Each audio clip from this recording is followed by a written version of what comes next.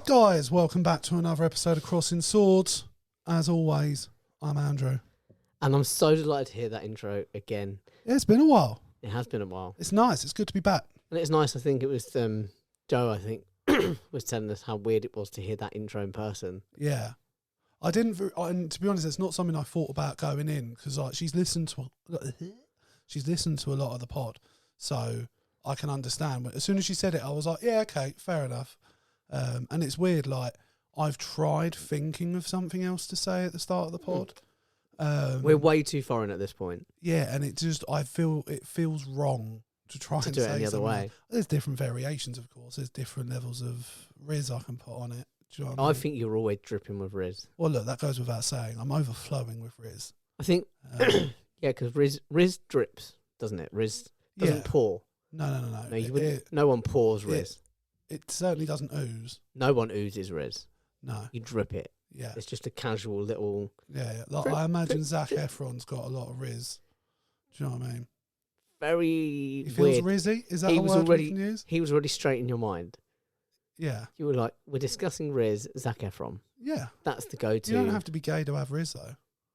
No, it helps. Does it? Do gay men have a lot of Riz? Oh, have you never been to the gay sections of cities? I didn't know we segregated them. They segregate themselves. Yeah. For their safety. Yeah, I can understand that. They've got too much Riz. I have spent time with gay people. Some of them have Riz. I think they're just nice. I think that's... When I've met gay people, my overwhelming feeling has been they're just nice. Nice? I find lesbians nice. are less friendly. I don't know what Oh my that God, is. I've got to tell you about this conversation that I overheard in Berlin. Okay. Does it involve a lesbian? Yes. Otherwise. So she's bi, but Okay. lesbian leaning. Look, she scissors it. Lesbian leaning. It was amazing. She is amazing. She's like, I fucking love this woman, by the way. Was she fit? Not Not your it's type. not the point. Yeah. Not your type. Older. no. So definitely my type. But so she was leading this tour guide, right? She's Spanish, weirdly enough, Okay, living in so- Berlin. It's perfect. Berlin is like a multicultural hub. It's proper multi-ethnic. I've never been to Germany. I'd like to go. But Berlin is like different to Germany Okay. because Berlin is just like counterculture. Okay. Berlin's like the alternative scene. So like craft beers, for example. Craft beers are like a sin in Germany, Really? but not in Berlin. Berlin's Okay. different. There's a theme for it.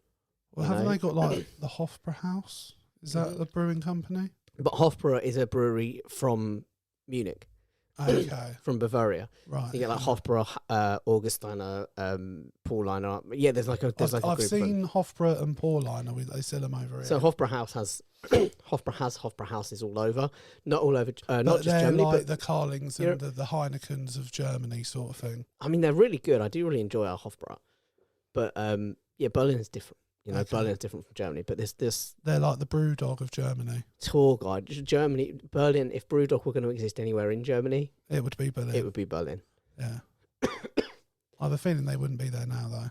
So she's walking along, and she's got this guy. Oh yeah, sorry, the lesbian. She's got this guy completely lost track. training with her. Right. So he's been part of this tour company, Okay. but he's never done this specific tour. So she's Right. taking him along to meet all the suppliers and stuff. Yeah. He's a big guy. I don't mean big. I mean like talk Sorry. German, like proper. Hitler would have liked him. He was You know, Aryan looking. He was quite Aryan so looking. blonde, blue eyes, And he was built like a Berlin- British house. Berlin born and bred. Oh. David Hasselhoff would have loved him. And they were at these lights. It's like my favourite little interaction I've ever witnessed in my life. And she said to him, she just turned to him and said that like, I guess they don't know each other that well. Yeah. Because she says, oh, I'm like, she says, I'm actually kind of bi. She's like, I've got a girlfriend.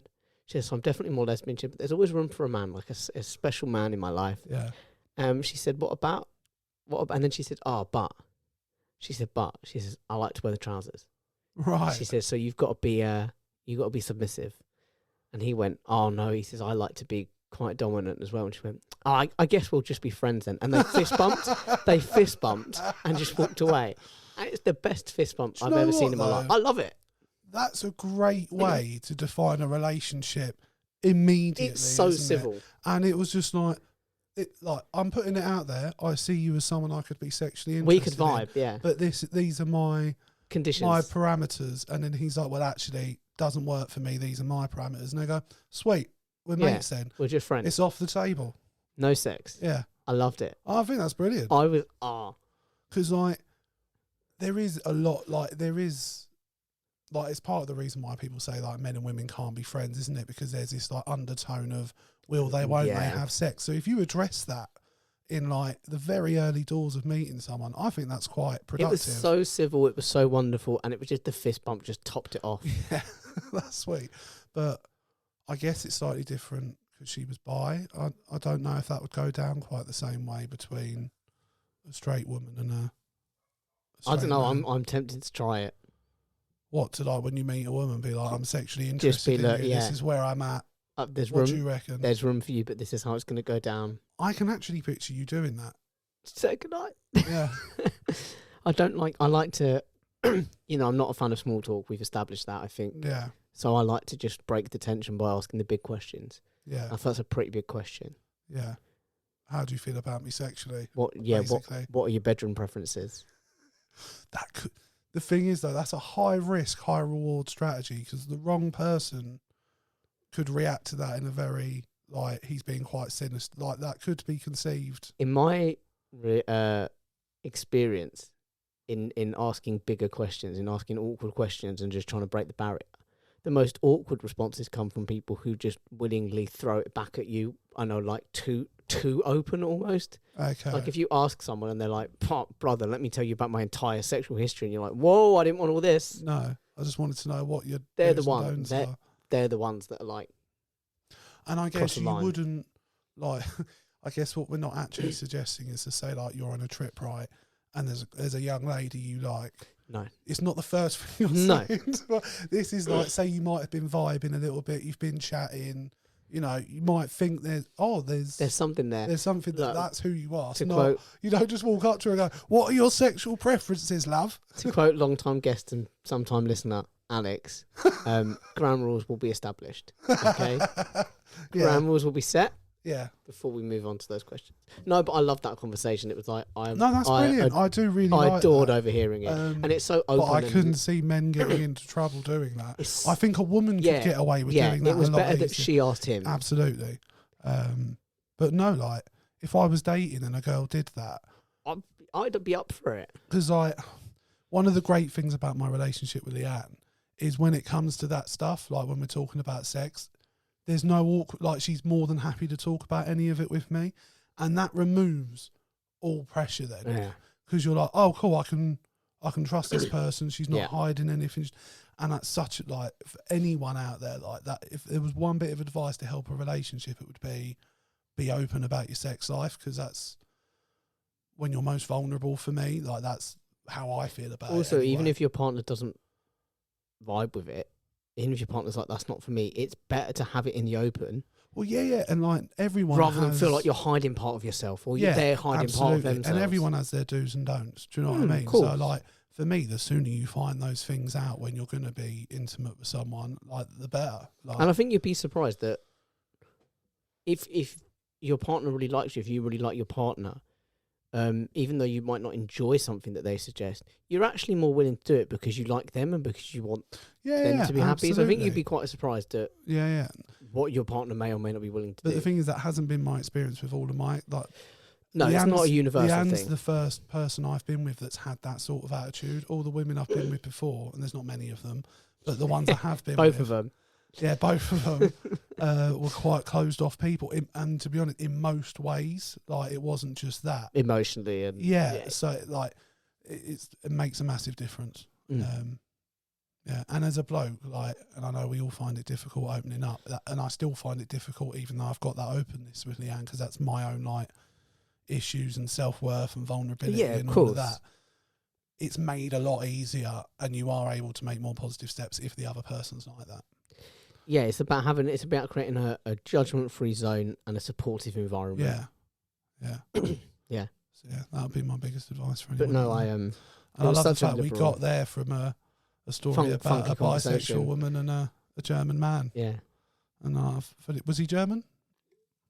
Yeah, he was Berlin born and bred. Okay, that's fair enough. But no, great. It was a good food tour as well. I can imagine. I've heard the Germans make a good sausage in particular. It was. Do you know what it was? It was like we did a food tour in Rome, and the portions. The food was great. Tiny. Portions were tiny. Yeah. You get a decent sized pizza. Look, let's call the Italians out. Let's do right here because this is what we do. They are skimpy fuckers in restaurants. I think if you went to like an Italian person's home, I think you'd get a completely different experience. You're getting a big. You get a plate of grandmother. food. They want to feed you. They Absolutely. want to. But as soon as you're in any sort of catering situation with the Italians, they are skimpy, scroungy bastards. It's like, oh no, less is more. No. Put More some is fucking more. cheese More on my is more. pizza, you cunt. So yeah, fuck you, Italy. Sort that shit out. I can't go full Generosity of spirit. because I feel like in another life I might have been Italian. So I took to the hand signals and stuff way too easily. Yeah. Oh, Yeah. well, you were loving the. But I'm like, I remember there was a girl on our trip, a woman on our trip, an Italian, and quite early doors, I might have stepped across her during a presentation or something, Yeah. and I looked back to apologise, and she just gave me this proper side eye and went, and I was like, Yeah. I mean, I'm all in this culture now. No, I'm look, all about the it. Italian culture in general, beautiful. Do you know what they say? Art, culture. And I you got know. this from an Italian, by the way. They said that I love Gino de Campo. when God made Italy, he was so proud with how beautiful and resplendent it was that he felt he needed to balance it out. So he made the Italians. Well, no, because in general, I think I like the. I've not met any bad Italian people. I just think their restaurants. You'd are like to really work with them. stingy. Are they bad? They are tough. Yeah. Really? They're difficult. Okay, fair enough. But anyway, that's neither here nor Yeah. there. How did we get onto Italy from kinky Germans? I don't have any idea, mate. Oh, food tour. I was Oh, doing yeah. the food tour. Yeah, the portions were tiny, but in Germany they were quite generous. Yeah. But I've heard they're generous with their sausage. They love a good sausage. They give you a nice. Are they dirty out meaty there? Did you sausage. see anything untoward going on? Because I hear rumours about Germans. No, because Berlin as well. Like, there's a huge kink scene in Berlin. Yeah. So it's like they've got. It's quite it's quite civilized. Like Hasn't they have it got the most like clubs. exclusive nightclub there as well? Like you have to wear a certain thing. Yeah, when no, you there's, go there and It's the one set in a warehouse. I can't think of the name of it. It's like an old rundown warehouse. But Yeah. they everyone wants to go when there. you get to the door, they will ask you like, are you English or American? And basically, if you say either, you're not getting in. Yeah. Which I don't blame them for. So we had like really. an Irish guy on the trip, and he's like, "Yeah, I got there," and I was really offended when they were like English or American. He's like, "Oh, English or American?" He's like, "I'm not English. I'm Irish." And they were like, "Oh, come on in, come through." Oh, you hate them Yeah. too? Fine, Yeah. I'm on board. So I get it. As Yeah. an Englishman, Yeah. Oh no, we're horrific when we I get travel. it. We're bad. Just look at images of Benidorm during the summer. I love those. It's like Newcastle in the winter. Yeah. It's just And it was like, they don't accept the culture. You've got to ingratiate yourself with the culture. I love those memes online. yeah, I do. But, I mean, we've had our... It's an intro. It's a solid intro. It's a very good intro. We've just had some elections. Not the general election, sadly. They're still stringing that out. Boo. Boo, Rishi. I tell you what, he deserves one of these. Yeah. I missed Burke. I miss Get him. it. Get it in. Yeah. Hoyle's not the same. No, he's not. He just doesn't like...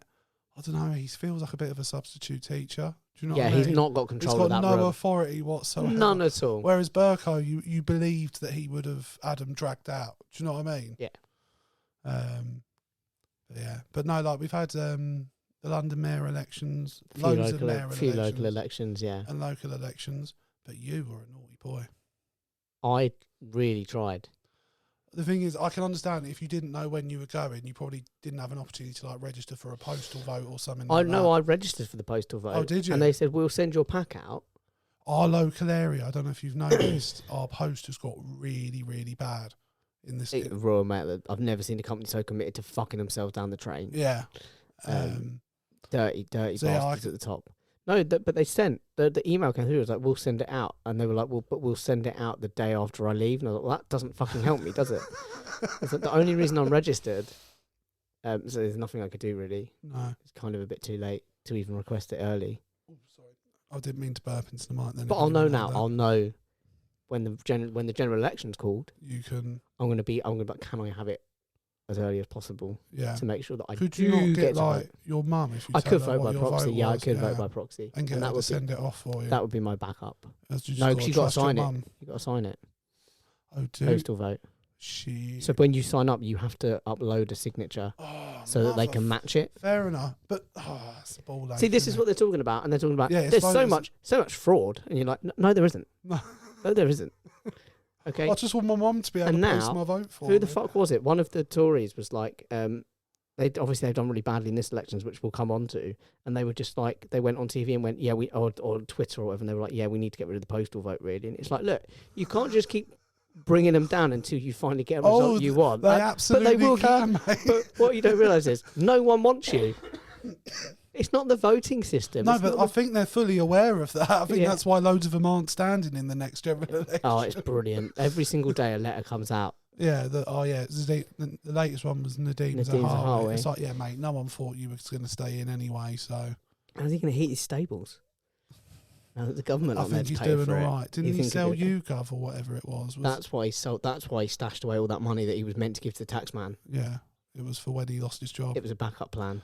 Yeah, I mean, I think he doesn't get enough coverage of how shitty a person he is. Like in terms of, it was the joining Boris Johnson's government and then resigning within a few hours to kick him out. Even I was like, that is a shitty thing to do. That's low. I know it's Boris Johnson, but it's really shitty. Who would you have voted for if given the chance? I appreciate you might not know like the local names of the councillors or whatever, but London Mayor or just General Council? Both. If you're comfortable discussing that. General Council, Lib Dem. Okay. London Mayor, Count Binface. Fair enough. Who did you vote for? I voted Sadiq Khan for London Mayor, which I know is a controversial.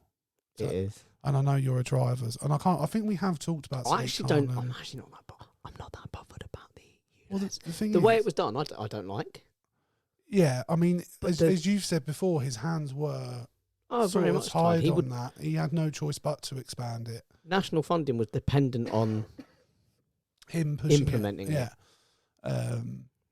But I think the Conservatives have done a really good job. And like the thing is, he can't openly come out and go, the reason I'm doing it is because I've got no choice, because then he looks like he has no backbone whatsoever. So he has to just pretend. And it looks like he's a Tory mayor. And also it is an opportunity to say, I'm implementing something that's good for the environment. Yeah, I'm trying to save your children's lungs. The reality of it is most cars aren't affected by it. But yeah, I voted for Sadiq Khan. I was very tempted to go Green. I can't remember her name off the top of my head, but the Green candidate for London Mayor. But all the coverage I kept seeing was how tight the contest was between Khan and Susan Hall. So you felt you needed to... So I was like, I don't want Susan Hall as London Mayor. So if my only option to guarantee that is to vote for Sadiq Khan, then I'll vote for... And to be honest with you, every time I've watched Sadiq Khan be interviewed, and he shows up on James O'Brien's show, I think either every week or every other week, and faces questions. Yeah, he's on LBC a bit. And James takes him to task on stuff and holds him accountable on things.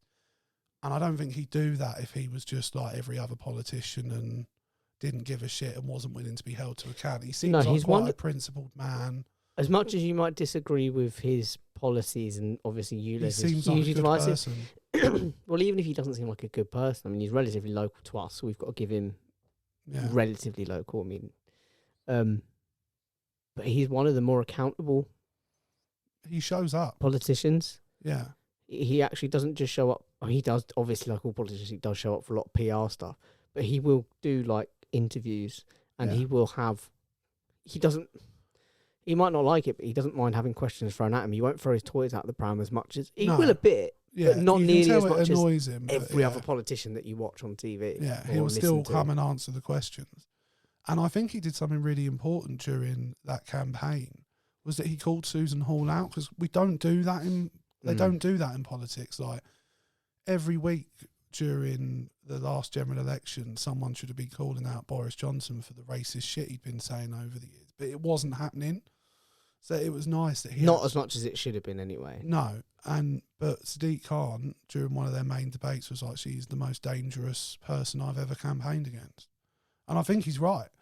And it was interesting because I knew Joe doesn't like Sadiq Khan, and she asked me who I voted for, and I was like, I voted for Sadiq, and she asked why, and I told her, and she was like, right, okay, I need to go and have a look at both of them and see what I think. And she landed on the same thing I did, that Susan Hall wasn't a nice person. She voted against free school meals for children, for example. She's quite clearly racist. Isn't a very pleasant person. And I think Sadiq Khan is right. I think she's a very dangerous candidate, and her as London mayor wasn't a positive option for anyone. It's horrible, isn't it, where we're kind of almost in a position where it's like, who's the least worst? Well, basically, we're voting for one is, because he's not racist. I don't even think they're even comparable in that regard. I don't. No, they're not. But do you know what I mean? Like, I know that's not what you're saying. It's such an odd thing, like the London mayor thing. I genuinely, it's just it's like a doomed position. There has not been a good London mayor. Well, the thing is also, like, the things that get thrown at him, like the crime rates, he doesn't really have any control over that. He doesn't control the funding the Met gets. It was Cameron and May that chopped the police. Yeah, that's what I don't understand, is that I know technically they're under his authority in terms of like their stances on things. They're accountable to him. Yeah, but he's not. He doesn't hold the purse strings. He hasn't cut the funding. He hasn't got rid of 20,000 police officers. And it's not just it's not, as we've said before with the crime thing. It's not just the police officers who are responding to crime. It's all the youth clubs. It's all the alternatives that people could have gone into rather than following criminal influences, for want of a better term. It's those things being cut that have really led to, it's public services being cut, it's mental health services being cut, so that rather than having to deal with, rather than being in that preventative stage, police are now being asked to respond to things that previously they wouldn't have and shouldn't have perhaps been responding to. It's those things that have all been cut, and those things have all been cut at a national level. And I find it mad that we've got the examples of, like, Glasgow, that was the most dangerous city in Europe for a while, and they turned it around by completely changing their approach to it and doing a socio-economic programme of working with local people in Glasgow, giving them facilities, giving them support, giving them options. And it improved dramatically, and it's no longer anywhere near as dangerous as it used to be. It's not, I mean, it still has a reputation, mind you. It's Glasgow. It's Glasgow, but it's a lot safer than it used to be. So it's possible to do. We just ideologically don't like that. I think as a society, we seem to be deeply uncomfortable with any form of. Do you think that's something Khan could push for from his position as mayor? I think he does. And I think one of the things he promised in his manifesto in the last mayoral election and in this one was that he's pushing for rent reform in London, so that there would be rent limits, and like a certain size property would have a certain limit, and certain areas would have certain limits on the annual increases and stuff, caps. Absolutely. But like stricter rent controls. And he was asked by Ian Dale, well, how are you going to do that? And he said, well, technically I can't. He said, I don't have the authority or the power to do that. What I can do is campaign the government that's in charge and ask them to do it. But he said, obviously, the Conservatives weren't interested in doing it's that. A very, not to try and sing his praises too much or anything, but again, it's a very decent answer is, how are you going to do that? I actually can't. No, I can. So the honesty of just saying, I don't have that power. And he said, I don't promise in my manifesto to make it happen. I promise that I'll try. I'll fight for it. Yeah. So in closing on Sadiq Khan, I think he seems like a decent man to me, and someone that actually cares about what he's doing. I could see him one day being the leader of the Labour Party. I think at the moment he's too divisive, but I think ULEZ has stopped that ever happening. I don't know. I think if Labour get in charge and they actually do anything positive, and he's able to then do positive things because he's a Labour politician, and thing is, equally, ULEZ has only affected people in and around the Greater London area. And people in Manchester are worried that it might come into effect to them, but they know that Andy Burnham's not going to introduce that, so they're not that worried about it. And one of the biggest things people are concerned about is the pay per mile thing.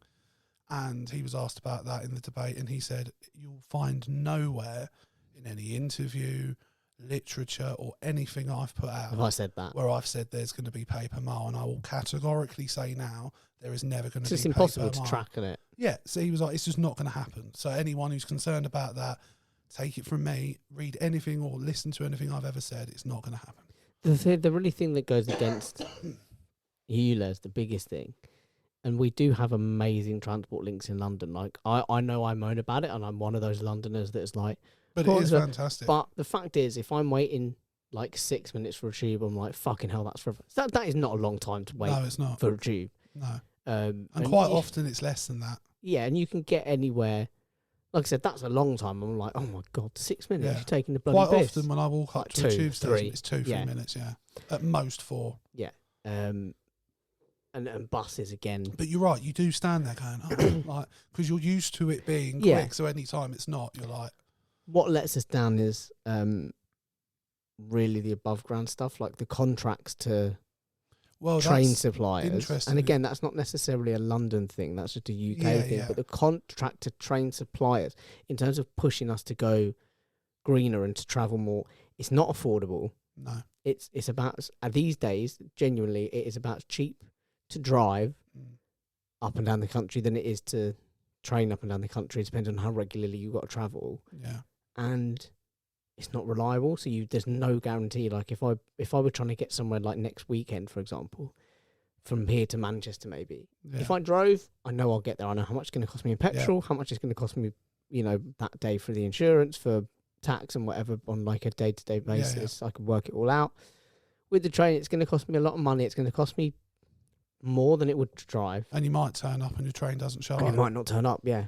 And if it does, I might be overcrowded, I might be overbooked, I might be sitting in an aisle for 2.5 hours. There was a week, a couple of months ago, where I had a day off coming up and I was like, do you know what I'd really like to do? I'd like to go Brighton. Coast to coast, yeah. Just by myself. Just take myself to Brighton for the day. And I think the last time I'd done that, I think it cost me maybe at most £15. That's quite a nice thing to do, isn't it? Yeah. I bet it's about 30 quid, wasn't it? Yeah. And I checked it and I was like, I haven't really got 30 quid to spend on a train, so I didn't do it. And I was like, and that's ridiculous. And you're going to want to buy something to eat while you're down there, and you're going to want to... Like, the service isn't 2 times better than it was when I last did it. If anything, it's 2 times worse. But I don't know if you've heard. Have you heard what Labour have said they're going to do in regards to the railways? I genuinely thought you might be going down the... well, everybody's heard about the bird. No, not even close. So bad. No, what was it, Labour? I went off on a tangent, I'm sorry. No, that's absolutely fine. They were talking about what they've said they're going to do in regards to the railways is renationalise them, but not in the way you'd expect them to do it. So normally what a more cost-effective way. You would literally just buy out the contracts, because the way I didn't realise it worked until recently is the company that's running whatever railway company it is, so whether it's Southern Rail, they have a contract that's like 5 or 10 years long to run that company. And at the end of that, they can either bid to renew it and the government can say yes or no and go with someone else, or they can reject it. So what he's saying is if we're in government, we're just not going to renew any of these deals and we're going to take them all back into public ownership, and it's not going to cost any money to buy them out. It'll be costs in terms of... like, setting them up and getting the money. Yeah, absolutely.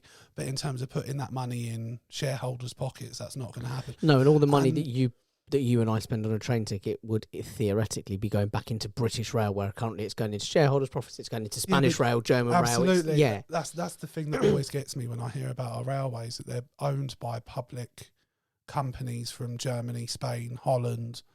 And so the profits literally go to improving their rail services, because there's not shareholders. So when in those companies. But that's the thing. When you go to Holland, like you said, and you you decide you want a day trip out from in Rotterdam, and you get on a train to something, and you think that wasn't too bad a journey. You paid for that. Yeah. But if you've got a train journey in the UK at any point in the last like 5 years, you've actually paid for the rail service over there. Yeah, it's mental. And like, look, obviously I understand that means it's probably 5 to 10 years before we start seeing the real benefits of that. But it needs to happen. Yeah. And so like, all right, I can accept that as a compromise. Something's better than nothing. That's a reasonable thing to do, to say we haven't got the money to be paying these. And to be honest with you, I don't want them to pay billions to, I don't think they should have to be honest with you. But it also gives them, if we say 5 years minimum till we start buying back. Well, apparently some of these contracts will be, some of them will expire quite soon into the next government. But what it will do is it will give you, let's say 5 years is the average. It will give you 5 years to set up companies, public-owned companies, and get the infrastructure up to scratch so that you're ready to go when it's handed over to you. That's job creation as well, isn't it? And that's government. And that's for me, that's something you'd be able to point to as a government, like 3 years into a 5-year stint, and say, well, we've got 2 of the 5 or however many companies so far. This is what we've done with them. We've created X amount of jobs. That's a positive. I mean, equally, you're taking away jobs, arguably, from the companies that are giving them up. Well, there might be. Or would you offer them? it'd probably be you come sensible over, to yeah. offer a lot of them jobs, perhaps like still have an interview process and see if they fit into it. But yeah, try and keep as many people as possible. And the things that would make, in my opinion, any disputes between the workers and the rail companies, because they'll be run by the government, it'll be a lot easier to fix any issues or negotiate things because you're negotiating Even with the on actual paper. decision makers. On paper, yeah. Well, again, it depends who they're negotiating with. If it's a Conservative government, it wouldn't matter if they owned it or not. It's going to be difficult. But no, I thought that was a nice Don't know if it'll be that much positive easier under thing. Labour at the moment, but yeah.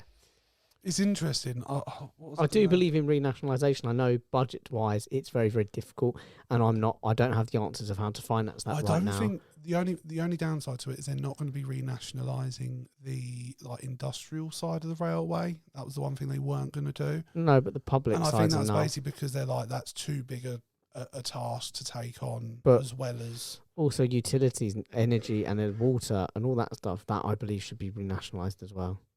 100%. Like what's happened with the water companies just on their own, the fact that Thames Water in particular has dumped millions of gallons of raw sewage into our oceans and rivers. And because is of all the just- money they're charging us, it's actually cheaper for them to just pay the fines Yeah. than to fix the system and put in Yeah. an effective And, water removal. and repair shit. Yeah.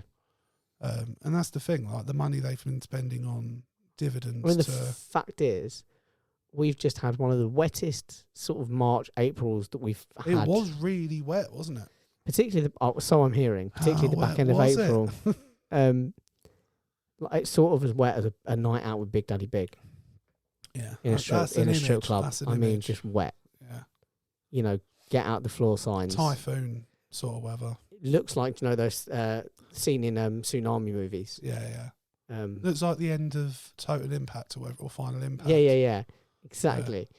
But Just a dad and his daughter just stood there hugging each been, other. it's been one of the wettest March, Aprils we've had in a very, very long time.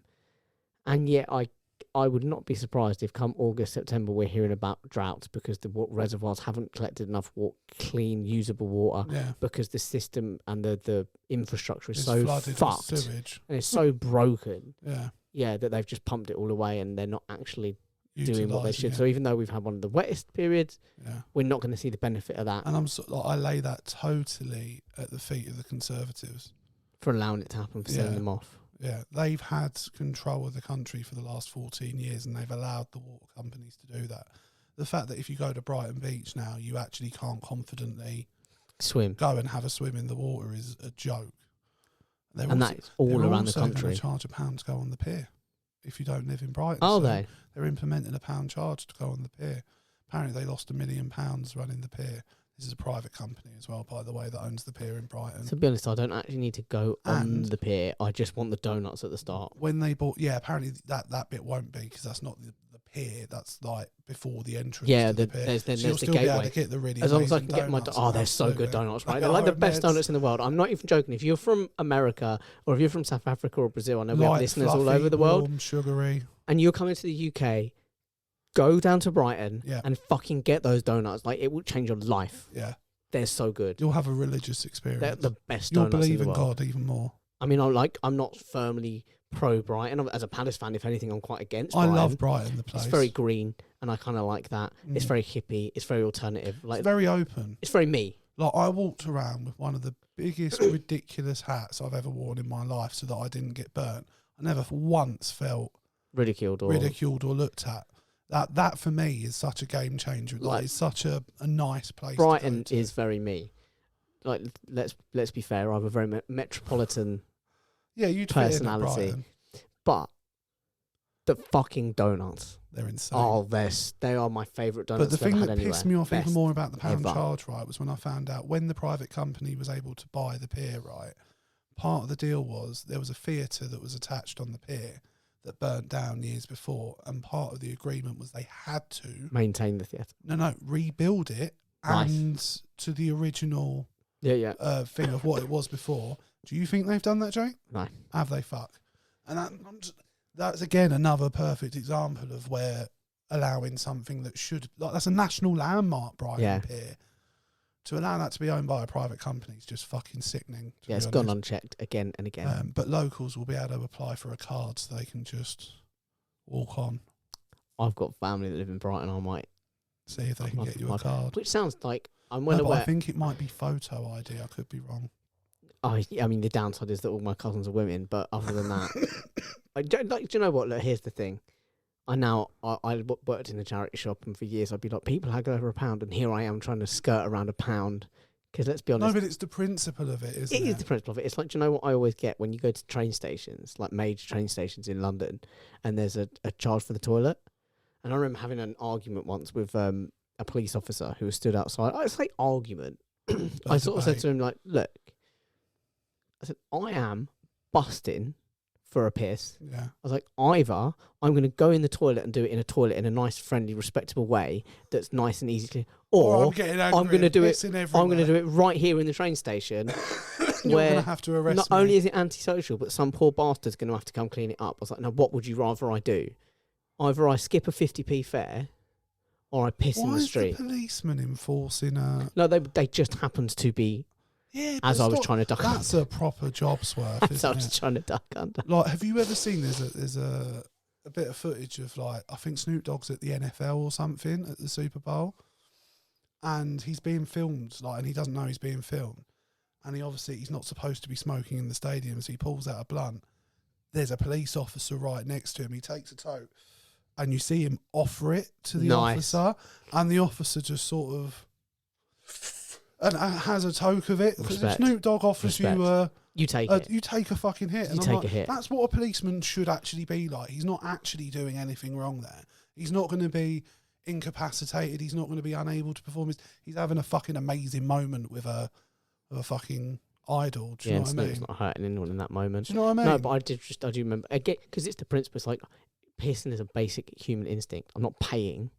Well, exactly. Do something I need to do. But also, it is a cost of living. I know it's £1, but say you've got a family, like you, your wife, and 3 kids. Like one of our friends, they've got 3 kids. They want to go to Brighton.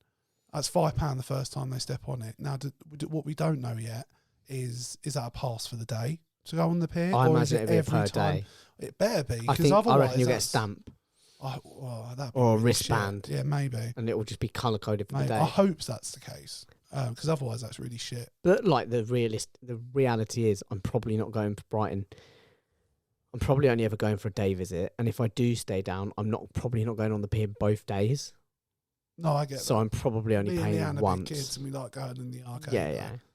But there's I'll tell you what, though, well, I was going to say, it opens up, it drives the business back into the lanes a little bit. Yeah, and I think that's where they're being silly. But I think because probably part of the contract is it has to be lit up all the time. So I think they've suffered the cost of having to keep Shouldn't it have bought it if they can't afford it, should they? Absolutely. Anyway. If you can't pay, we'll take it away. That's our own little rant. Yeah, absolutely. Do you think there's anything we can read into the recent local elections? Because obviously there were some historic losses. Like in 80 years, they haven't had this few council seats to Conservatives. I know Sky have tried to spin it that it's all just actually it's a small. They wouldn't even get a majority government, Labour, if you extrapolate how many votes they got. Ultimately, I think it's stepping in the direction we've all said it's been. Is it for the last few inevitable years. now? Our next Prime Minister, Keir Starmer? I think the most telling thing to come out of the last set of the most recent bout of elections is Natalie Elphicke. I've got that on the list as the Defections. That is the most interesting thing, because it's like, I understand to a certain extent why you'd accept her in. Yeah. But on the other hand, it would have been a much more powerful message to say, no, you moany bitch, you were the one that was stood at fucking Dover. I'm pretty sure she was the one that was stood at Dover going, these queues are ridiculous. It's like, how did you campaign for Brexit? She was like, well, yeah, I campaigned for. It's like, right, so everyone was telling you this was going to happen, and now you're moaning that what you wanted happened. Yeah. Well, that's most of them. It is most of them, but it was, yeah. But yeah, she's also quite a controversial figure because of her husband.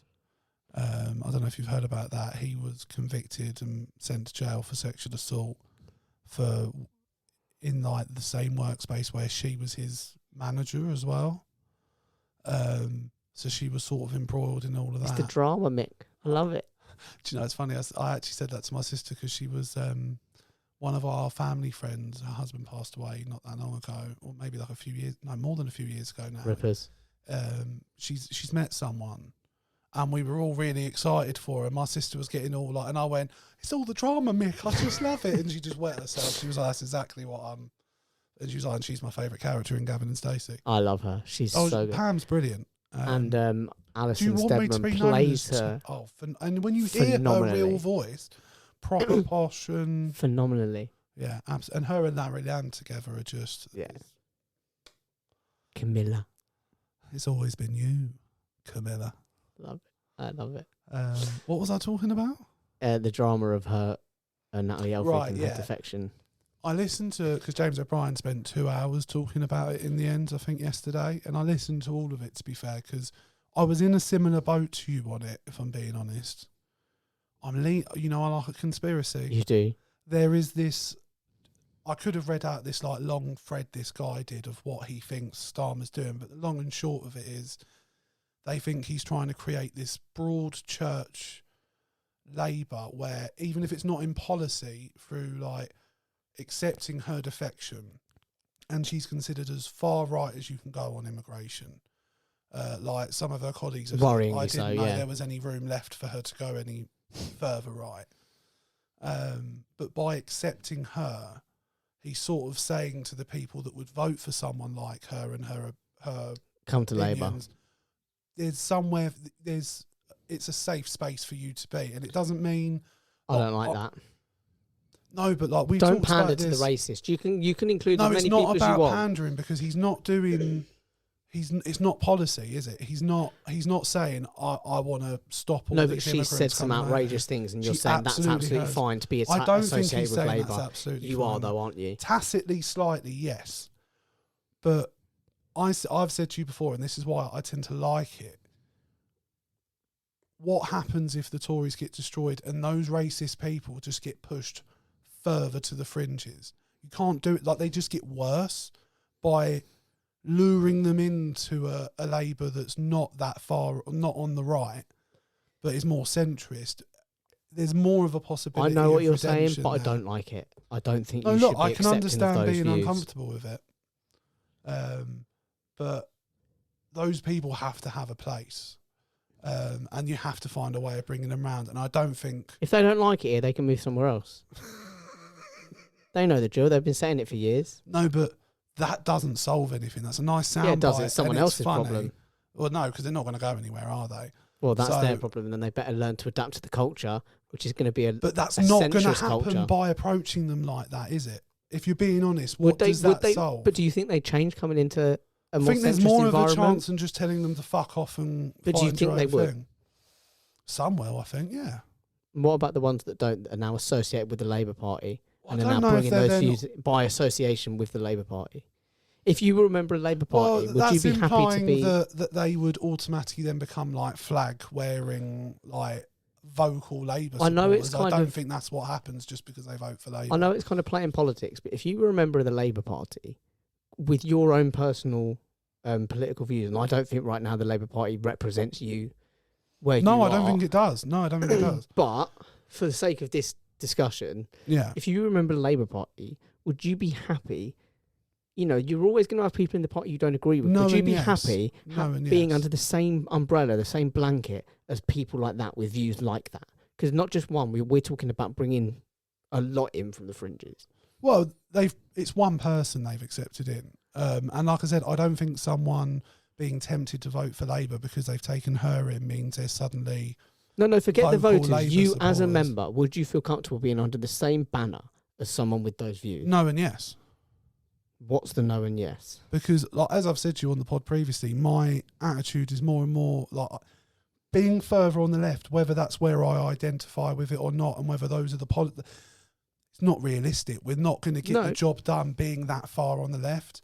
But she said some outrageous things. I couldn't agree more, mate, and I don't like it. But that's not how you get shit done. That's the sad reality of it. Just saying to these people, fuck off. And yeah, it could have sent a good message doing that and like drawn a line. But if that move then means we don't get a Labour government or get rid of the Tories because... he didn't make that decision. Sometimes you have to choose power over morals, sadly. I don't think the defection of Natalie Elphicke would have affected Labour's outcome in the next general election. Maybe not, but I don't. I think it's more of a decision to not alienate those people rather than, or to not exclude them. Do you think rather than encourage it will them? Cause anyone to vote Labour though? Now she's defected. I think maybe not like enough to say it moves the needle, but I think definitely it would attract some people because, like, look, we all know. My dad used to have some questionable views. He wasn't a racist man, but he had like silly, outdated opinions. But like, the kindest way to say it would be he had views of his time. Yes, but if you gave him enough evidence or like presented a different changed his mind, yeah. But you don't do that if you just say to, if I'd have just said to my dad, "You're a racist old bigot, and there's no place for you in this conversation," that doesn't change his opinion. So the only way you do that is to go, all right, I sort of see what you're saying, even if you think it's a disgusting point of view, but how about this instead? Do you know what I mean? It's an interesting discussion to have. Yeah. I'm quite liking it. Because, like, look, in an ideal world, we should be able to say to people that are racist bigots, no, fuck off and go and change your opinions. But that's not reality. No, I don't think you have to say fuck off and change your opinions, but it's like, if those are your opinions, you have your own. And I realise that that ostracises an extreme, what's the word when you get pulled in to a fundamentalism, to an extremism? What's that word? You get almost brainwashed. Yeah, you kind of get co-opted or. But anyway, they kind of get that radicalised? with each other. Radicalised. They get radicalised. I get that. But you kind of like, there's no space for you in this society. We're creating a society. If you want to be part of this society, that's your choice. Yeah. But you're going to have to leave those. You can still hold them deep down. Yeah. But in terms of outward presentation, you're going to have to leave those racist views at the door of this society. I think that, like, I believe that if between now, because she's not going to stand for the next general election, and that's one of the reasons why I'm more comfortable with it. If she was going to stand for election, I'd be a bit like... Makes it even stranger. No, I think that more reinforces the argument that it's for a little, like... I think also what I've left out, or what we've left out in general, is that I think it's just for the headline of someone who is right-wing defecting to Labour. Yeah, you might be right. You probably are right. And I think with Sir Keir Starmer, we've sat here so many times and wondered, like, why is he doing the things he's doing? And I, like, having listened to I read something argument interesting about Keir Starmer. Apparently his dad was a toolmaker. Where did you hear that? No, it's quite a niche little He's never fact. mentioned that. No, what did his mum do? You wouldn't know that. No, sorry, carry on. No, but when I heard the theory and I listened to James O'Brien talking about it and other people giving their opinion on it, I'm being honest in this. I'm making a lot of logical leaps to be like, I want to believe that's why he's done everything he's done, from getting rid of a lot of the left of the Labour Party, which I've been deeply uncomfortable with. And now accepting in way. some of the right of the Conservatives. Yeah. I mean, one person so far. If that becomes like a trend, I'd be far more concerned about it. But if it stops at 1, 2 or 3, I could understand the logic of it. I don't think it's going to go further than 1 because I don't think it needs to. But yeah, I want to believe that's what he's doing. And I think then once he's got power, his attitude will be like, see what I do with it then. Like, I think the game he's playing is a very almost rope-a-dopey one of I'm going to try and exist as little as possible in terms of on the political spectrum, so that when people go to the voting booth, they're not going to be offended. I mean, he's got that wrong in a lot of areas, like with Israel and Gaza. He's alienated people like yourself on a very fundamental level. He's massively fucked that up. Luckily, I think most of the people who affected are young people, and historically young people don't really vote. I'm just looking at it from a purely political, objective standpoint. I'm not trying to put any of my own opinion on it. I think just objectively, you could write that off and say, as a political advisor, you could say, I don't think losing that crowd doesn't matter because it doesn't translate into votes necessarily. Yeah, I think you're right. Because even if... I'd still rather he came out and supported Gaza and condemned Israel, the government of Israel, that is to say, not necessarily the Israeli people, but I don't think it matters too much in the polling station. No, probably not with the demographics that vote. I think you're right. Yeah. I hadn't really thought about that actually. It only just occurred to me just now. Do you think he meant what he said when he fucked that up? I don't know if he means anything that he says. He flip-flops so much, I don't know. Because it's so hard to tell with a leader of a party how much of it is what you've been advised to say versus what you would actually like to say. And I wonder whether that was like them putting their finger up in the air, assuming the narrative Testing was the going to waters be... and yeah. Do you think he meant it? No, I've said to you before, I find it really difficult because he, in his actions, if you take politics out of it, his legal career, that's a very principled life he led in terms of his decisions, the things he did. But then he enters, but then that's when I'm like, is he doing what we've asked of someone to do, which is to play the game? Like, is that what he's doing, but just in a way we haven't seen for a while? Like, we're so used to someone just being out and out devious and lying and breaking promises and just taking things to such a low standard that when someone's even trying to be half decent, we're like, no, we're not buying it, mate. Like, it's... Yeah. But no, look, I can completely understand why people are deeply uncomfortable with the fact he's taken her in. But I guess I'm just trying to be as reasonable as possible about it. Well, I still don't know whether I'll vote for them in the next general election. I think that will come down to how our local politics is looking. Did you see how Count Boomface reacted to it? No. He tweeted to say that I'm not... He said, Natalie Elphick tried to defect to me. He said, but I'm actually taking the trash out, not in. I like that. Or rubbish, or whatever he said, you know. One thing I would say, not in her defence, but what I've heard about her is that she is considered a very positive figure in the housing area. Like, she's very much for... social housing. Yeah, which is... Bit of a juxtaposition to her position on dissonance on her immigration policies. So, like, I guess there's a silver lining to every cloud.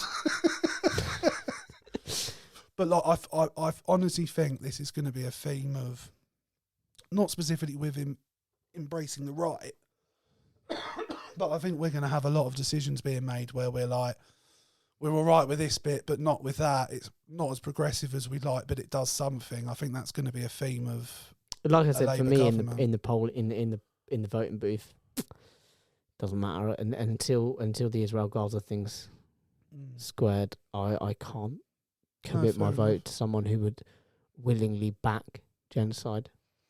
What I just can't. Are you bothered by whether we have like Elliot Colburn stays it? Because I believe he's standing for re-election in our area. Does that bother you at all if he got another 5 years as our MP? It wouldn't be ideal. I don't think, as much as I don't want to be too harsh on him because he's a very young MP and he's a very new, inexperienced MP. This is only his first term in office. But I think he was very much playing the party whipping boy. He was very much like just towing whatever party line he could. Not saying much. And the only time he ever went against the party, that I could tell, not that I followed his career intensely, but the only time he ever went against the party was like with the Boris stuff when the wind had changed on Boris and the public was very much anti-Boris. Even though Boris was the government, he was part of the group that was like, we don't want you, because he'd already know that was the losing side. This is the way to keep your career. But I don't think he's necessarily been a brilliant servant to our constituency. I think he cares about quite a few of our local issues. It's tough because you're comparing him to Tom Brake. And Tom Brake was really a fantastic servant to the local area. He really, really was. I regret not voting for him. I voted for Labour because I just wanted a Labour candidate and I didn't really consider whether it was actually possible or not. And that will weigh far heavier on my decision going forward. And I don't have an issue with him personally. Like I said on the pod before, I went to school with him. He seemed like a really nice, like a decent guy in school. Never heard anything bad about him. I think he cares about some of the same things we care about in terms of our local area, about St Helier not having services removed and shut down or even potentially closed. He wants rid of the local incinerator that's going 24/7. So like he switched in the rivers and stuff like that. I know he's in the same boat as we are on that. Perhaps not renationalising, but doing something at the very least. I don't think his voting record shows that. No, it doesn't. But that's where you're right that he's been the. That's my point. Is like have a backbone, and I know you got to play the party game to an extent, But I think it's you've got to ultimately about stand up what what are you you doing believe in. for your community. And I can believe, and there's actually something I wanted to read to you if you don't mind. It was someone on Twitter. His name was Farouk. Yeah, I know the bloke. He tweets like question time clips and stuff. I usually see. I didn't realise because I've read a lot of his stuff. Didn't know you'd read He's it. a traditionally conservative voter. Is he? That does And- not come across in his social media. That's why I wanted to read it to you. And it was about something Suella Braverman had said. And he's verified on Twitter so he can do the longer tweets. But he started it by Suella Braverman and then air quotes, Conservative voters are saying to me, we're lifelong voters of the Conservative Party, but you're not a Conservative Party anymore and we can't vote for you. Sunak needs to lower taxes, cap legal migration, take us out of the ECHR. That's how you send the message that we're serious about stopping the boats. This is his response. No, holla, lifelong Conservative voter here. Well up until David Cameron, and then in brackets, don't hate me. We don't need to lower taxes. We need to increase the tax-free allowance for the lowest earners so they can keep and spend more of their income, which will help pull many out of poverty. We need higher taxes for the rich and super rich to help fund public services. We should also end non-dom allowances and take back every penny of COVID loan support given to companies that are based offshore to not pay UK taxes. We should also be part of a global initiative that taxes large corporations a higher rate of tax if they're offshore. If we have staff shortage, which we do, we don't need to cap legal migration. We need to incentivise people to come to the UK and work here. They will all pay tax, national insurance, and they will all have to contribute to our society. If we do not have enough school spaces, GPs, have potholes in our roads, etc., these are not because of legal migrants. These issues arise because government policy has not invested in these facilities. Don't blame migrants for Conservative Party policy decisions and failures. As a former Conservative voter, I don't want to vote to leave the ECHR. I want the UK to behave in a way which fits within simple standards of international rules and law making. That means staying in the ECHR and finding other solutions to addressing asylum seekers. Most of the people I know who have stopped voting Conservative have stopped because the party is moving further to the right and no longer represents the values demonstrated by the likes of John Major, Dominic Greaves, Anna Soubry, Rory Stewart and many others. And when I first read that, it genuinely took me back a little bit because that's not the views you would necessarily assign with a Conservative voter, but it would appear that is a decent number of Conservative voters, people that in a lot of ways agree. There's nothing in that I think the problem I would disagree with. The problem for me in politics in the last sort of 10 years now, and maybe a little bit less. I don't want to pin it all around Brexit, like pre-Brexit, but let's be honest, we can pin as a major point in UK history a changing point. You can pin pre-Brexit and post-Brexit, and by Brexit I mean the campaign for Brexit included. Yeah. So you can kind of pin everything before that and after that. There is a clear change and a clear shift. I think the dial started to change during, as you're saying, in that election. Yeah, so when I say that, I mean the campaign. Like I said, so before Cameron said, we're going to do this campaign, there was a clear type of politician, there was a clear archetype of politician, there was a clear boundaries that if you crossed campaigning or not campaigning or in office or whatever, that you step down. There were certain standards, for want of a better term. And as soon as the campaign started, that just kind of shifted all the way the other way. It was like, oh, you get caught doing this. It's like, yeah, that's fine. I'm not going to resign though. Well, I think even a year before, I can't remember the lady's name. She was a cabinet minister, and she inadvertently misled the House. She'd given them false information. It was information she was given by the people that work for her. But this is how quickly the standards dropped. She resigned immediately as soon as she found out, because I have misled the House. That is a resignable offence. Whether it was actually my fault or not, I'm in charge of these people and they fucked up. So it falls on my head. It falls on me.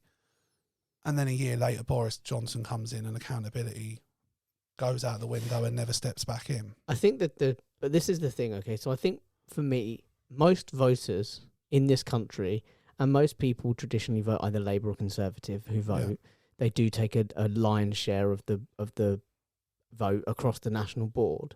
Certainly in England, less so in Scotland and Wales and Northern Ireland. But most voters, whether they are Labour or Conservative, are centrist voters. They're either centre left or centre right. The problem is that there's very few places to exist right now on the political spectrum that are central.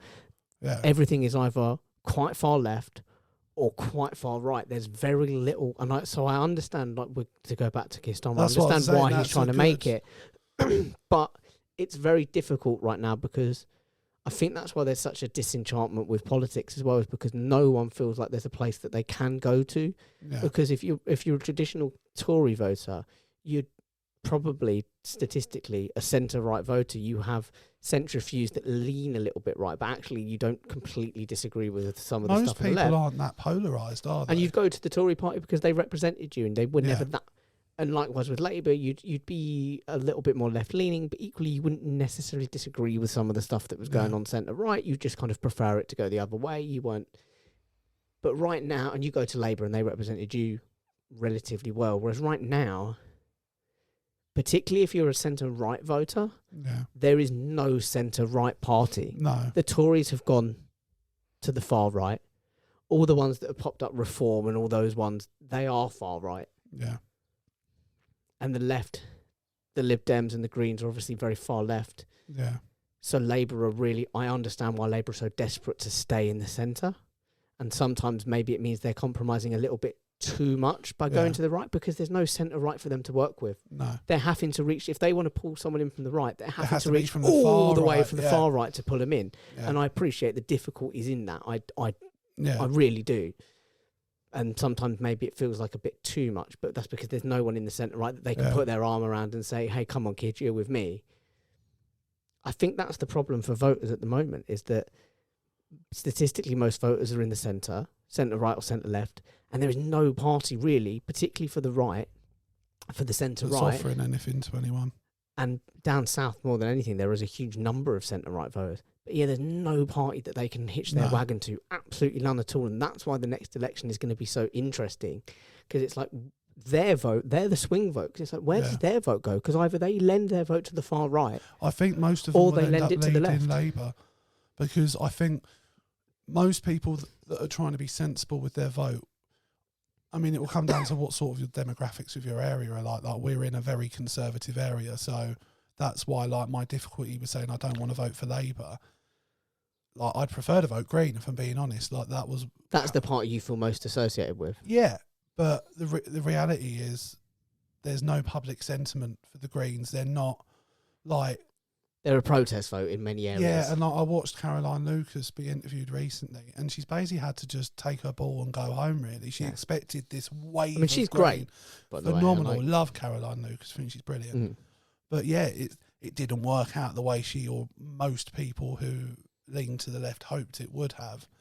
So yeah, sadly, I think this country for at least a couple of generations is going to be a country of compromise and like very incremental steps. We've ever since Brexit, and I know it's only been backwards since then. I know I keep going on about Brexit, and it's pre-Brexit and post-Brexit, but since Brexit, we've lost our centre. We've lost our political centre. And if anything, everything you've said, I feel reinforces that is what Starmer's doing. That by not committing himself to fucking anything, he's trying to play the comedian and just be like, yeah, look, just work with us and we'll work with you. If you're somewhere in the middle, come here. Yeah. And like, most people don't actually engage with party politics, do they? Really? And that's why not on a broad level. If they do attract some people to the right, I don't think most of those right people are suddenly going to be out wearing Labour flags and being hooligans in the street, being like, fucking Labour. Do you know what I mean? But yeah, it means. But what I'm optimistic about is let's end on optimism. I don't think there's any subject, whether it's trans or immigration, where you can't, if people are at least open to the idea, have a conversation and fix the issue. I've seen it in really what are complex and emotional, difficult situations. As long as people are willing to compromise and find a middle ground, there's not many things you can't. And that's the problem at the moment, is that because the politics has gone so extreme on either end of the spectrum, what's gone very extreme with them are the media outlets. Yeah. And so again, there's no central media. It's very far left, it's very far right. And I think we have to hold ourselves accountable as well, because we have very extreme reactions to stuff when they happen. But it means that those issues even just the two you've just mentioned, it means you cannot have. It's very difficult for people to have an open-minded discussion about it, because they are now hitched either so far to the right or so far to the left. Where I think they're either so, let's let immigrants in and let's have them build our society up, or they're like, fucking let them drown in the ocean, and whatever the other end of the extreme. What we need people to do on both sides is, we've had 14 years now of like two extremes coming up against one another, and like that is because we've allowed ourselves to be swept up by either side and react violently and aggressively. And so the only way to change that is as an individual, when something comes up that gets you really angry, whether it's political, whatever it might be, actually try and think about what it is that's pissing you off about it, dissect it, work through it, and try to see the other side, to see if there's something you could compromise with or understand, or cause that's the only way to get shit done. What are you looking at? No, I was trying to find a good version. The best version is like 4 minutes long. There's one that's like a minute long, but that's too long. There's a really brilliant speech in Doctor Who. Okay. Yes, I'm a nerd. A lot of my references are Star Wars or Doctor Who or superheroes. Deal with it. No, I take little nuggets from films that I love. Can I just say, by the way, I got one of my most inspirational quotes from Doctor Who. Yeah. Like my most inspirational. I'm like, I fucking love that. That shit just hit me.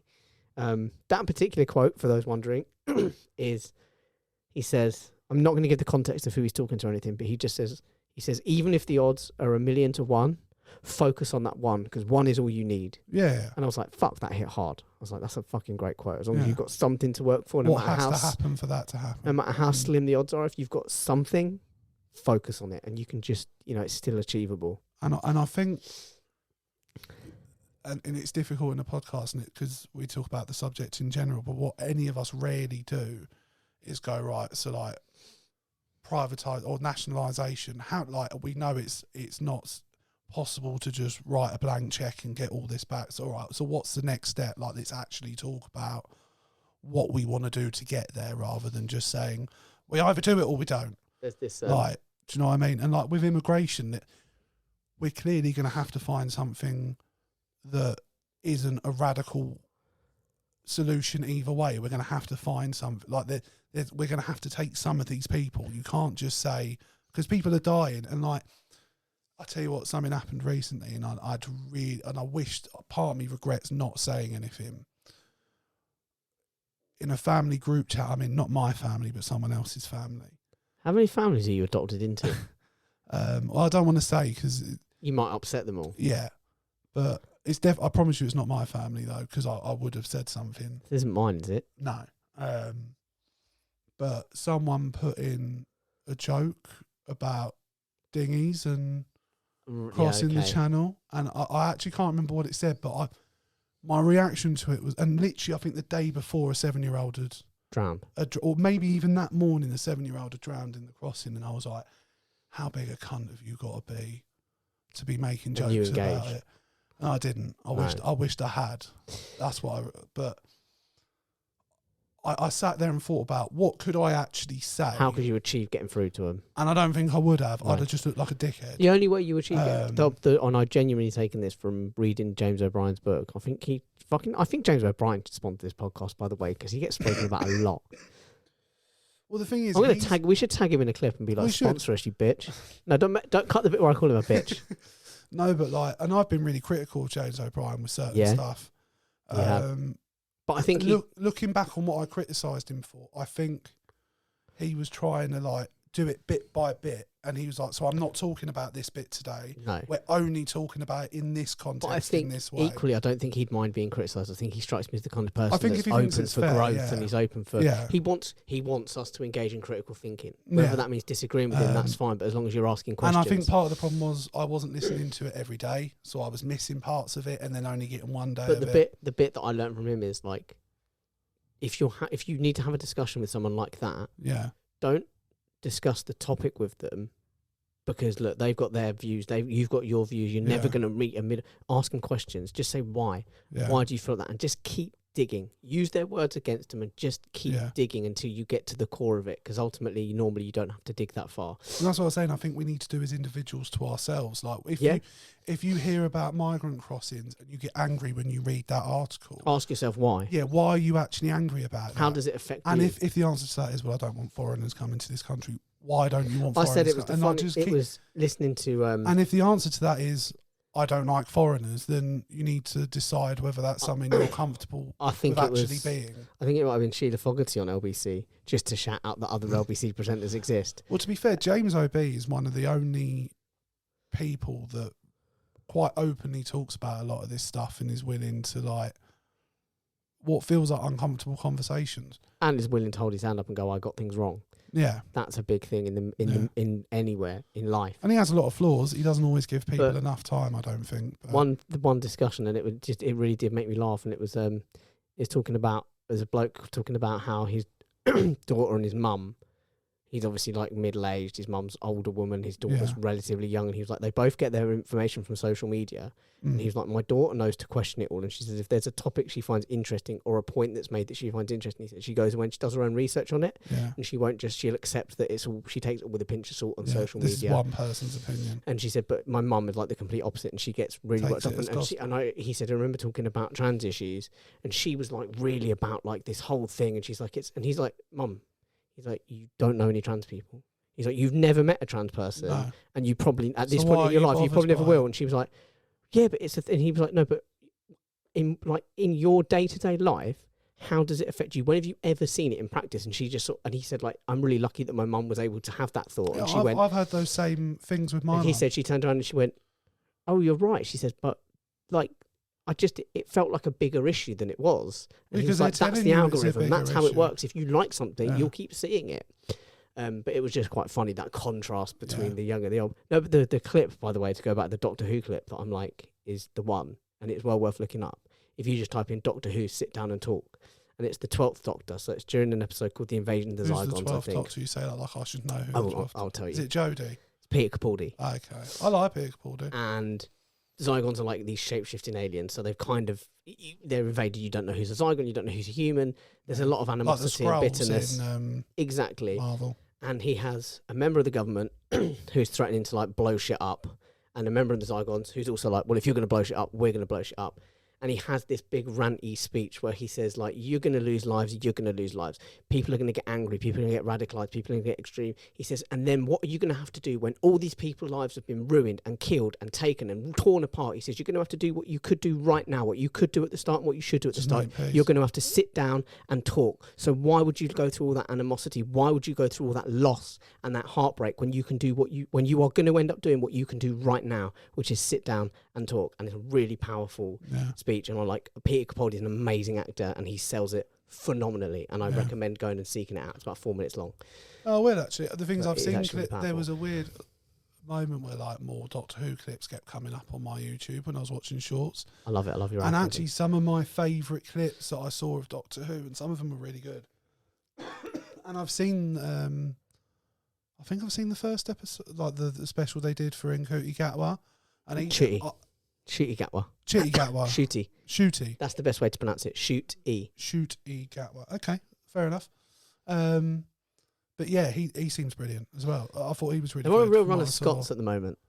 Northerners and Scots. But the person whose clips I liked the most was Capaldi. I actually think out of all of them, he's probably the better actor. Capaldi's one of my favourite doctors, and he got given some of the best speeches, by the way. So, like, one of the other things he talks, one of his other lines, and it's like, that's such a great line, and he delivers it perfectly. He says, when you lose someone, he says, the day you lose him is not the worst day, because at least you've got something to do that day. He says, it's all the days that come after. And I was just like, he has so many lines where you're like, fuck, that hits. Well, and the thing is, I think because he's older in it, I think it carries more weight. Like, I've seen some really good clips of like Matt Smith and David Tennant, but like when they were doing it, they were younger guys, and I'm not saying they weren't good, but from the clips I saw, I think personally, I would have preferred watching Capaldi if I watched it. Capaldi gets slept on. I absolutely love him as the Doctor. He's amazing. I just think he's a cool guy as well. And he gets some of the best speeches. And I also liked the romance of the fact he was a massive Doctor Who fan growing up, and he got to do it. And also there's another speech that he does where he's trying to convince the Master, who's played amazingly by Michelle Gomez in that episode. She's so good in it. They've had some great actors. They just have. I actually like all of them. It's funny when I've seen, but when I have watched clips of it, it deserves, as like the story they're telling, to have more money than it does. Like, so I watched some of the clips and some of the effects. You're like, you can tell the budget was running out, or the budget just wasn't there, or like. And I find that a shame, because I think, particularly if I went back and watched episodes, that would put me off watching it, because I'm like, I want to see like. And it's because we've been spoiled. I want to see Game of Thrones level, special production effects. level. And if it's a good story, I feel like it deserves it. So when I have seen really good clips, and then like, but the background looks really shit, or the monster looks crap. Yeah, you're like, oh, like, and I imagine for Doctor Who fans, that's a massive frustration, because you're looking at these like. Well, it's got Disney money now, so we're all hoping it's going to really improve. Yeah, how Disney got involved? Disney now part own Doctor Who, so basically it's going to. This is what frustrates me: is it's going to air at midnight on Disney Plus in America, and then it's going to air on the BBC at like 8 later. Now I could watch it on Disney Plus if I wanted to at midnight. But I'm like, I feel like it's a British show, it's a BBC show. We should get it first. That's where your and nationalism then everyone should get it afterwards. Yeah. You may be able to buy Doctor Who, but you're not buying me. No, you're not buying me. But I think the hope is that the production value is going to shoot up. Well, if they put some money behind it, absolutely. But there's another Peter Capaldi speech where he's talking to Michelle Gomez, Missy. Who's that also makes me nervous, because Disney don't necessarily improve a franchise. But, Russell T Davies is back on board, so is he like the writer? He was the one who brought it back. He was the one who brought it back with Chris Eccleston. He wrote It's Why a was Sin. it gone for quite a while then, was it? 1989, it went off air. 1996, they did a TV movie with Paul McGann that they were hoping would launch a thing. And it didn't work. And it didn't. And then 2005, it came back with Chris Eccleston. So quite a big... So, yeah. Fair enough. But anyway, he does this speech where he says he's talking about why he helps people. And he's like pleading with her to help. And he's like, look, he says, do you think I do it because he says, I don't do it because it's easy. It's not easy. He says, I don't even do it because I've got an ego and because I want to be praised. And because he says, I do it because it's right. Yeah. Because it's the right thing to do. That's the only reason you should do anything. And it's like, he gets some great speeches. He's right. And like, if we take it back to the original subject, talking about like Keir Starmer, in an ideal world. Excellent bring back. That's what we want from our politicians, to just do stuff that's because it's right. But I think that's then you get into debates of what's right. Yeah, and I think it's also a reflection of society that I don't think we always know what the right thing is, and we're Gotham. We're all different on what the right thing is. But I'm encouraged when I read what people like Farouk have said, because like you, I wouldn't have known he was traditionally a Conservative voter. We are. I'm keeping it nerdy, but we're Gotham. We what we deserve and what we need right now are two entirely different things. Two different things, and so we don't know it. We don't know what we need. We'll have to wait and see which one of us is right in terms of Starmer. I mean, I hope you're right. Me too. I want you to be right. Me too, man. After the last, I mean, particularly since we've been politically engaged, it's just been nightmarish. It's been shit, man. Like, there's no other way to put it. It's been genuine. Good for content, good for business. You know what I say? And I've no idea. Bad for the soul. I know one listener who'll get this. Bring back Al Capone. All is forgiven. That's what I say. Sorry for putting that thought in your head. I think there's no better way to end the pod than to say that. It's one of the weirdest moments of my life, and it's completely no context. So we're not going to explain it. So glad I got to share that with someone else, and you two in particular. If I wasn't there and you and Ash had told me, I'd have thought I missed. Yeah, I've been just talking nonsense. You're making something up, or you're missing something, or be completely unimpressed by it, even if I did believe it. Or you're missing context. You're like, you guys aren't delivering it in its entirety. Because I can't actually 100% remember what that man said, but he baffled me. But like. Yeah, he was on speed or something. Yeah. But yeah. He'd obviously called in the hour before about it was either the football or the Whitehall protesters. There was like either side. 1 hour they were talking about football, one they were talking about, I think they'd been talking about the Whitehall protest, and then they were talking about UEFA and FIFA and like the corruption in it and stuff. And that's when he was like, started off talking about the protesters, and they were like, yeah, but that's last hour. Yeah. We've done that. And he's like, yeah, no, I'll tell you what, with the football, bring back Al Capone, that's what I'll say, all is forgiven. Sorry to put that thought in your head. I don't even know what thought he'd put in my head, and I still don't know. That was like 10 years ago. That's the thought he's put into our head, is what is he talking about? That's never leaving. No, I reckon I'll be on my deathbed and it might pop into my head like, what was he talking about? You're as you pass through the light into the pearly gates, you're like, I get it. Is Al Capone Jesus? I mean, I can neither confirm nor deny that. Well, it's possible. It seems like Jesus has had a bit of some rebellious years, maybe, if he's Al Capone. I reckon Jesus was slinging dick. Imagine like being Al Capone, by the way, and getting brought down by tax evasion. Like, what a And shitty syphilis. way to get done, and then getting killed by syphilis. Yeah. I'd be more bothered by the syphilis, I reckon. I just imagine you're running like this huge criminal empire, and you get you on tax. Look, the IRS are going to get you. Them motherfuckers are the tax man The works song harder is than right, anyone. The tax man's taken all my dough. Yeah. Took my stately home or whatever it is. No, let me in my stately home. I'm happy to end it on fuck the tax man. But guys, thank you for listening. As always, the socials will be on the screen. Jake, tell the people the socials.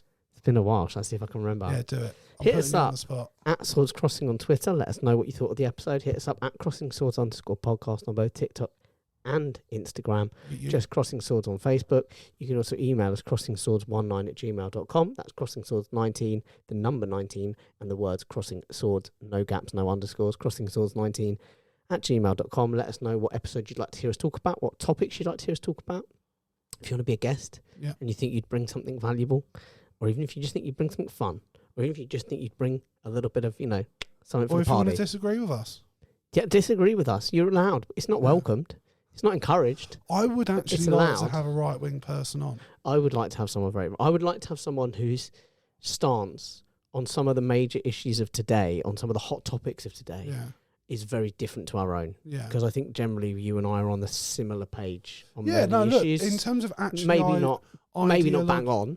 I think we're similar on what we want, different on execution. Yeah. That's like ideologically, I think we're pretty much aligned in the same We're very ways, similar. But just how we implement that, I think we have different opinions. I would love to get someone on who's different from us. I really would. So if you've got views on any of the issues we spoke, if you've been affected by any of the issues we've spoken about in today's episode, if you hate trans people, seek help. We want to talk to you about it. Yeah, why? Why do you hate them? Yeah. You hate black people. If you hate gay foreigners, people, I want to talk to you about I it. definitely for sure. I want to get someone on who's really staunchly anti-immigration. Yeah. Very that's one I'm very keen to get down to and I don't want someone that just says because it's bad. I want someone who's no, but we can then pull that out of them. We will pull that out. If it's someone, I'm going to be honest, because some of them are thick. Not all of the people that believe in those things are genuinely, but there are knuckle scrapers who will just be like, because it's bad, isn't it? It's bad for the economy. And you're not actually going to get any accurate. And I don't know if you can do something for them. In a way, though, that's good though, because you can kind of. We can at least try and convince one person. Yeah, that'd be a good thing. That's how it starts. Starts with one. That's what I said. That's what I say at the start of every single season when I start my cult up again. Starts with one. And that one's you. I do really target the person. That was deep. When a group comes in, I kind of pick the vulnerable one. I kind of immediately. If you did anything different, I'd be concerned. I immediately. Although there is an argument to be made, if you go for the strongest one, if you can get the alpha, them, for sure. Yeah, but that's Kevin Spacey's motto. Go for the alpha. If you can just get the weak one, then you've got one, and then you go for the alpha. Yeah, you get the weak one to build your confidence. Yeah, and get the numbers up because you don't want they're rookie numbers. Yeah, you got to get them up. But what you don't want is a cult leader lacking in confidence. No, you've got to be sure in yourself. And you do that by getting the weak one on side. Then when you're a bit more of a confident cult leader, you fuck the strong one. Then you go dominating daddy formation. Yeah. And you fuck the alpha. Yeah. I can see you having people call you daddy while wearing a robe. I frequently do. I believe it. Bye.